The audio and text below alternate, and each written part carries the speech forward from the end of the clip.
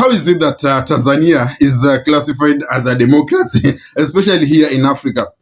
Because I think the term democracy is being misused very much. Now, there is this incident that happened in Tanzania. There's this young man known as Shadrack chaula. Now, Shadrack chaula, being a Tanzanian, was discontented with some of the things that Suluhu was doing. So Shadrack chaula did a video online, posted it online, and in this video he criticized the president.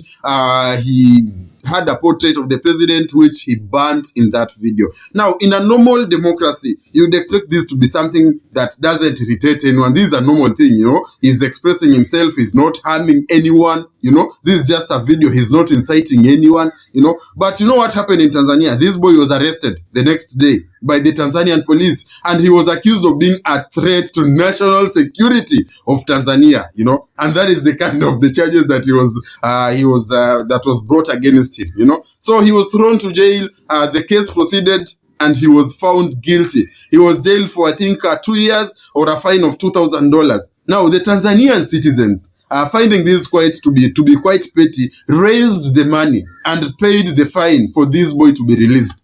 Now, apparently, in Tanzania, the president, Suluhu, never liked that the citizens did this. So this boy, the Suluhu, probably ordered the police and others to abduct this boy on, I think it was 2nd or 4th of this month. So this boy was abducted, and he's disappeared since then.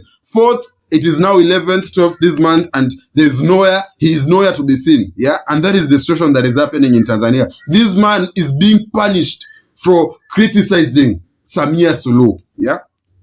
And it goes on. Today, apparently, there was to be an event involving opposition parties in Tanzania. You know what has happened? The opposition leader, tundu lisu, has been arrested. The offices of the opposition parties are being surrounded by the police, etc. And yet, we classify this country as a democracy, And that is why I, as a person, am against the whole thing of dissolving borders in East Africa, dissolving borders in Africa. Because now you can imagine, we dissolve borders and say we want to be one country, East African Federation or African Federation, and all of a sudden a president or a leader comes in from Tanzania, Suluhu comes in, and Suluhu feels she has a very strong ego that we can't even criticize, and all of a sudden she's president.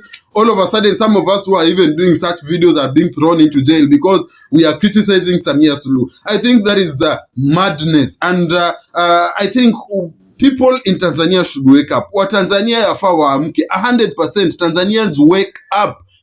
Revolutionize your country. You can't continue living as if you are living in the 1980s. Your president is not a god. Suluhu sio Mungu. Suluhu is a human being. He goes to the toilet like any other person. He poops like any other person. He pees like any other person. He eats the food we eat. His body is not made of metal. So this